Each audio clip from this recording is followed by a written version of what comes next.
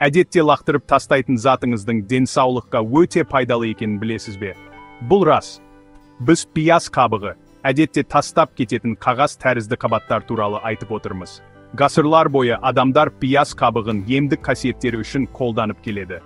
Қазіргі заман ғылым олардың коректік заттарға бай екенін растайды. Бұл жиі тасталынатын қабаттарда дәрумендер, минералдар және антиоксиданттар бар. Пияз қабығын күнделікті өміріңізге енгізу оңай және денсаулығыңызды айтарлықтай жақсарта алады. Пияз қабығының керемет пайдасын және оларды күнделікті өміріңізде қалай оңай пайдалануға болатынын қарастырайық. Пияз қабығы жай қоқыс емес. Олар нағыз коректік қазына. Олардың құрамында пияздың өзіне қарағанда антиоксиданттардың концентрациясы жоғары. Бұл антиоксиданттар, соның ішінде флавоноидтар мен кверцетин, жасушаларыңызды бос радикалдар тудыратын зақымданудан қорғайды. Бос радикалдар, қартаю мен ауруларға ықпал ететін тұрақсыз молекулалар. Пияз қабығы сонымен қатар ас қорыту денсаулығы үшін маңызды талшықтың жақсы көзі болып табылады. Олардың құрамында ішектегі пайдалы бактерияларды қоректендіретін пребиотиктер бар. Сонымен қатар, пияз қабығы әртүрлі дене функциялары үшін өте маңызды. Калий, кальций және магний сияқты маңызды минералдармен қамтамасыз етеді. Антиоксиданттар денсаулықты сақтау және созылмалы аурулардың алдын алу үшін өте маңызды. Олар бос радикалдармен күресіп, жасушаларды зақымданудан қорғайды. Пияз қабығы бұл күшті қосылыстарға, әсіресе флавоноидтар мен кверцетинге бай. Бұл қосылыстар денсаулыққа көптеген пайда әкеледі. Флавоноидтар жемістер мен көкөністерге ашық түстер беретін және денсаулыққа көптеген пайда әкелетін өсімдік пигменттері. Олар жүрек қан тамырлары ауруларының алдын алуға көмектеседі. Олар күшті антиоксиданттар ретінде әрекет етеді. Денеңізді бос радикалдар тудыратын зақымданудан қорғайды. Антиоксиданттар қартаю процесін баяулатуға да көмектеседі. Пияз қабығында көп мөлшерде кездесетін флавоноидтың ерекше түрі, кверцетин, күшті қабынуға қарсы және антигистаминдік қасиеттерге ие. Бұл қосылыс иммундық жүйені нығайтады. Бұл аллергия белгілерін азайтуға және қабынумен күресуге көмектеседі. Сонымен қатар, ол тыныс алу жолдарының денсаулығын жақсартады.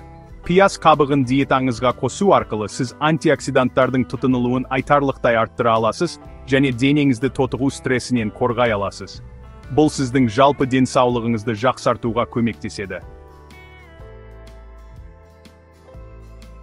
Антиоксиданттардан басқа, пияз қабығы маңызды дәрумендер мен минералдардың жақсы көзі болып табылады.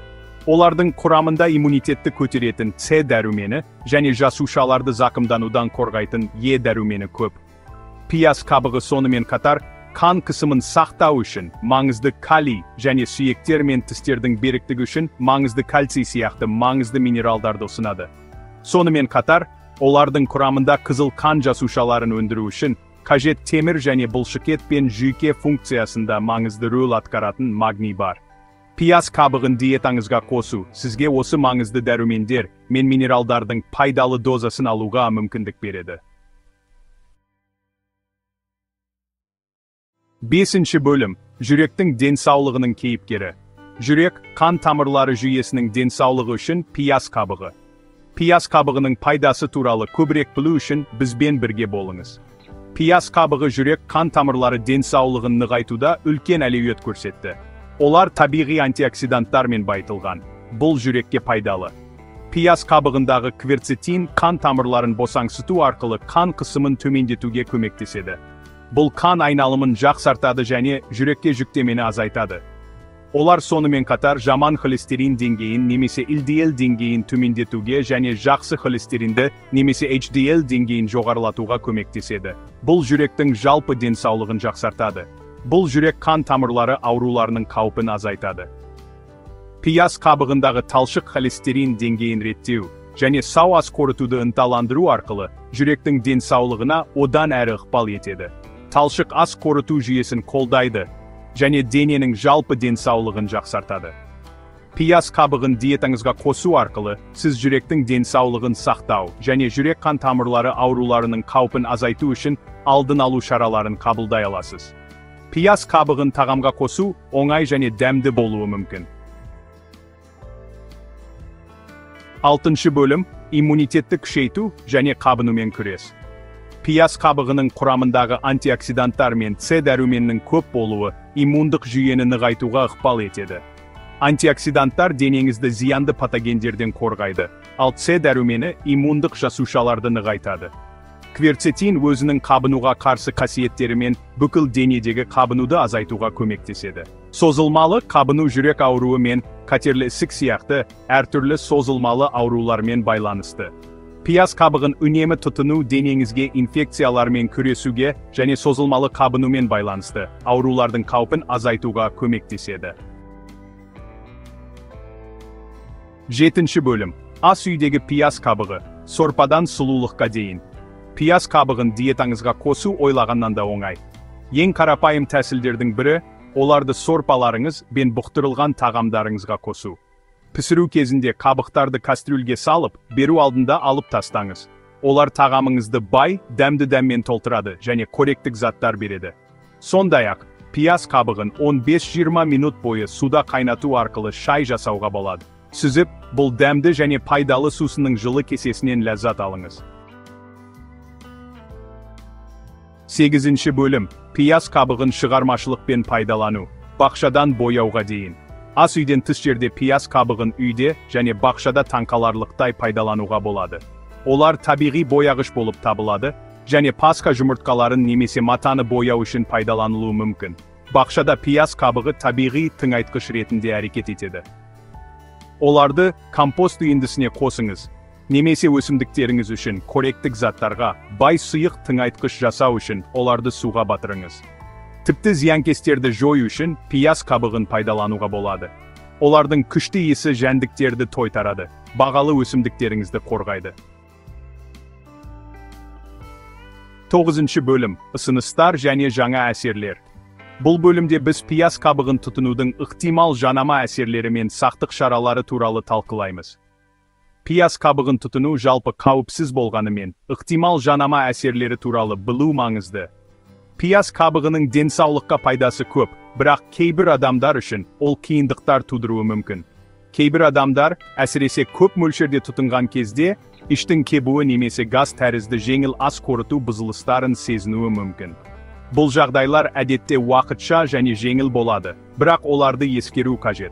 Егер сізде пиязға аллергия болса, пияз қабығынан аулақ болған жөн, себебі олар аллергиялық реакцияны тудыруы мүмкін. Аллергиялық реакциялар тері бөртпелері, қышу немесе тыныс алу қиындықтары түрінде көрінуі мүмкін. Жүкті және бала емізетін әйелдер пияз қабығын диеталарына қоспас бұрын дәрігермен кеңесу керек. Бұл олардың және балаларының денсаулығы үшін маңызды. Пияз қабығын аз мөлшерде қабылдаудан бастаңыз және төзімділігіңізді бағалау үшін біртіндеп арттырыңыз. Бұл сіздің денеңіздің қалай жауап беретінін бақылауға көмектеседі. Егер сізде жағымсыз әсерлер пайда болса, қолдануды тоқтатыңыз және медициналық қызмет көрсетушіге хабарласыңыз. Денсаулығыңызға қауіп төндірмеу үшін бұл маңызды қадам. 10 бөлім. Пияз қабығының болашағы, зерттеу және мүмкіндіктер. Ғалымдар, пияз қабығының денсаулыққа пайдалы әлеуетін зерттеуді жалғастыруда.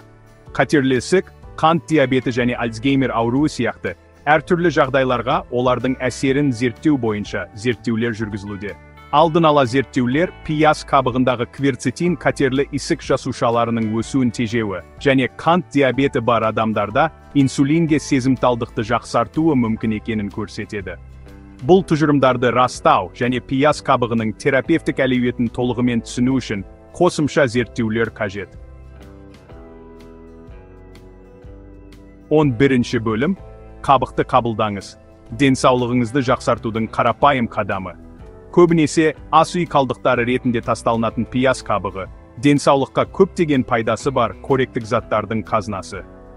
Олар сіздің жалпы әл-ауқатыңызды жақсарта алатын антиоксиданттарға, дәрумендерге және минералдарға бай. Жүректің денсаулығын жақсарту және иммунитетті күшейтуден бастап қабынумен күресуге және маңызды қоректік заттармен қамтамасыз етуге дейін, пияз қабығы денсаулығыңызды жақсартудың қарапайым және қолжетімді әдісін ұсынады. Оларды диетаңызға қосыңыз, үйде оларды шығармашылықпен пайдалануды зерттеңіз, және бұл жиі елемей кететін ас үй өнімінің күшін қабылдаңыз. денеңіз сізге риза болады.